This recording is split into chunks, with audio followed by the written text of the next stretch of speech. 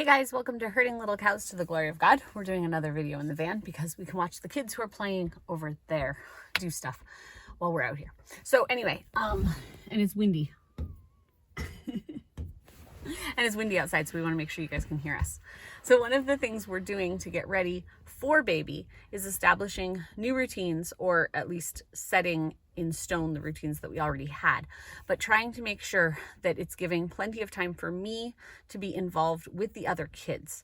I think that sometimes people tend to focus so much on the baby after they're born, which is important for mom to bond and focus, and I'll explain that in a minute.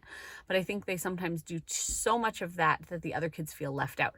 And that's where you have more regression with toddlers, more aggressive behavior, and just kids feeling like left out of the process. So we've been preparing the kids. This is a different video, so I'm not going to get into it now, but we've been preparing the kids for the day that baby's actually going to be born, which of course we don't know what day that is, but what things are going to look like, who might be with them.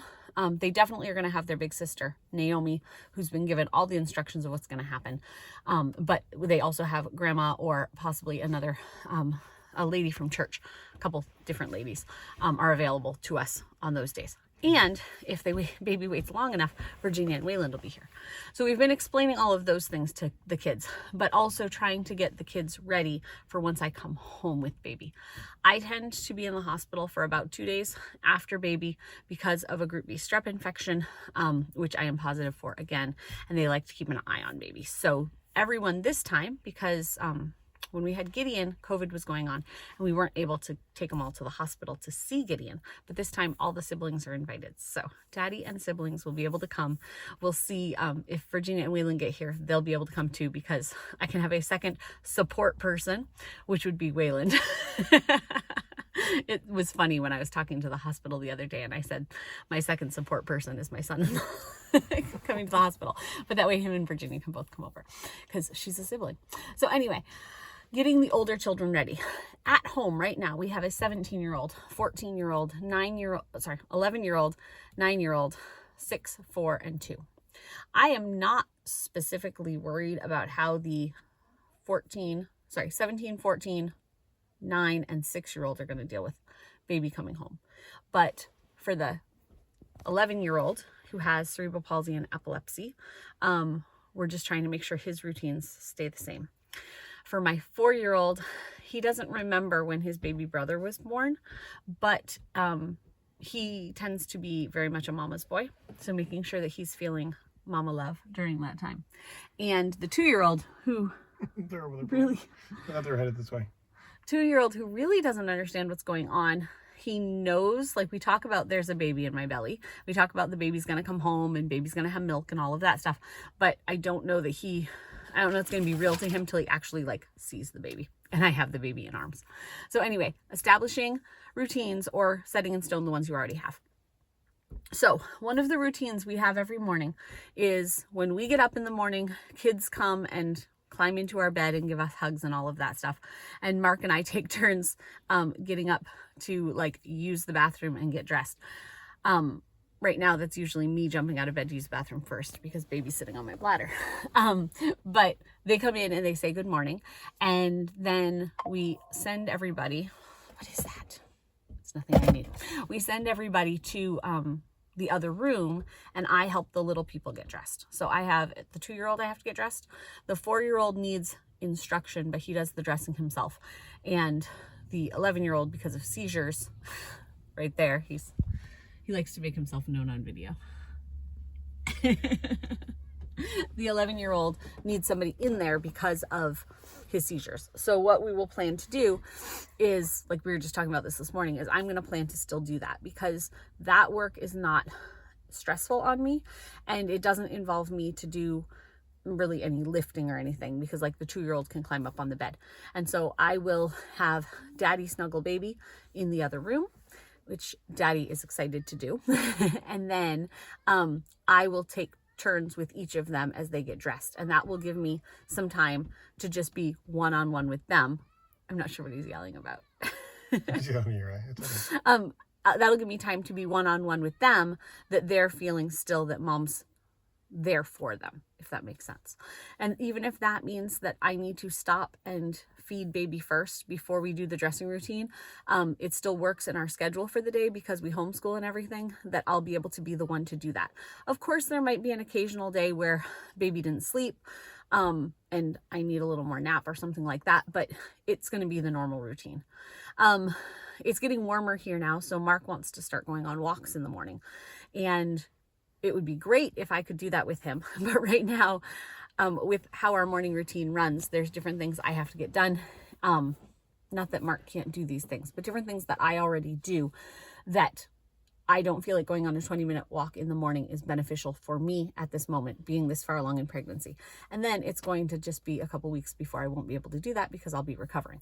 So it's good for me to have time with Naomi to just talk. Yes. So we started a routine that Mark walks with Naomi. So she's the 17-year-old at home, and that gives them time to do their thing. And like this morning, I played cards with some of the little kids. I can read them books. We can do some music together, something like that I can still do after baby. So keeping that routine in place. We've set up, I said in another video that Gideon is now going to bed on his own. So he has a twin size bed in our room, and he goes in that at nighttime. How our routine works is most of the kids, the 11 and under, except for the 2-year-old, go to their room and they get to play puzzle at night or cards, and they listen to an audio, while the 14 and 17-year-olds stay up in our room. What I've been doing is putting Gideon in his bed, and I sit with him for a few minutes, and once he settles down, not asleep, but once he settles down, I move on to my bed, which he can easily see from his bed. And that routine is going to be able to stay in place with baby, because I can lay on the bed and feed baby or nurse baby, like I can sit and nurse baby or whatever. And he'll still be able to see me, and it's not going to be a big differentiation. Of course, these aren't going to happen the couple days I'm at the hospital, but we want to get back into routine as soon as possible. But talking about the 2-year-old also, he still needs a nap every day. Like he can skip a nap. Like if we're at church on Sunday, we could possibly skip a nap. But what we've been doing, since I need to put my feet up anyway at this point, is after lunch, while people do their after lunch chores, Daddy supervises that, and I go lay down with Gideon on the bed, like on my bed, the big bed. So that way, when baby comes, Gideon and baby and I can all lay down together, and Gideon's getting some more time of getting his love tank filled with by mama. Again, the routine with Gideon just came out. The routine with getting the kids dressed in the morning, I also do in the evening. And again, Mark knows how to do that, but it just has worked in our schedule that Mark supervises the other kids while I do that. And so that routine can stay in place too. So the kids just get some extra time. So I guess setting those things in place so the older kids don't feel that there's a big change and suddenly mom's been taken away from them once baby comes. I know this might not work with every family. I know, like, I've never had to have a C-section before, so I don't have like C-section recovery to deal with and things like that. But I know things could be different on your lifting abilities and things. I take it very strongly. I think of it very strong. I don't know. Seriously, to rest after baby. So like we already have in place the chair in the living room that I will be sitting in, and how I can best navigate having the older kids come over to me while I have the baby. We have a big recliner, and this has worked for the last couple babies, where I can hold the baby on one side and big kid can climb on the other side, still get those snuggles, still get to be close to baby, not feel like they're being pushed away. And the kids have already decided another chair that we have that's comfortable that they're going to bring outside, so baby and I can sit outside and watch them play since I'm going to very much be sitting most of the time when we come home. I think it's also important to plan how you're going to do your grocery shopping, how you're going to do your meal prep, how you're going to do laundry, all the things that need, dishes, all the things that need to get done in your home on a daily basis. Have a plan for those before baby comes so that you can easily get those things done and not be stressed about those. In our home, at this point, it's been different for each baby, but at this point, Malachi, the 4-year-old, and Samuel, the 14-year-old, are responsible for getting laundry done every day, and other people help with the folding. And so that's been going on for months. It's not something that we have to restart a pattern. They'll just continue doing that. What are some, food. Samuel's in charge of breakfast every morning, and there's many breakfasts he can make all by himself. A lot of times he preps the breakfast the night before, and so he's just going to still be in charge of breakfast. It's something that's been in the process. And Naomi is good at making lots and lots of meals. She usually makes one meal a day, whether it be lunch or dinner. And we have meals in the freezer. So that meal can be made by the 9-year-old Abigail, because a lot of those are just warm up or throw in the oven, whatever. Getting groceries. We bought this past year Walmart delivery, is that what it's called? Walmart Plus. Yeah. Walmart Plus, which gets delivery right to the house. So that means I can make up the Walmart grocery order, get it sent here. The kids go out and help the person unload it, and then they know how to put all that stuff away. So just making sure you have plans in place that you're going to be able to rest once baby comes. But also, the last part of this video is making sure that you have firmly established boundaries in your home, and that you've worked on discipline, for lack of a better word. Like, that's a biblical word, but people take it as all kinds of things. But working on kids actually obeying the first time that you speak makes it a lot easier once baby comes. If every time I call to a child, they know they're supposed to immediately come to me, it makes it easier for me to not have to be yelling commands all over the house. And it also makes it easier when a child needs correction of some sort. Maybe that correction is just, you need to sit with mama for a little bit because you're being a little too wild, or you took someone's toy, or whatever the thing is. However you choose to discipline in your house, having it firmly established before baby comes. Because those things that toddlers do of like, I called you and you run the other direction, might look cute when you can chase them, but it's not so cute when you're sitting there nursing a newborn.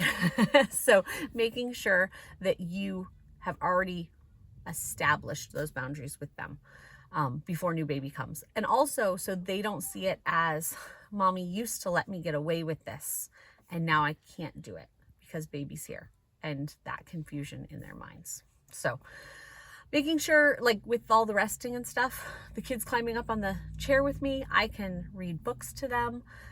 We have little tables that they can bring over that we can play games together.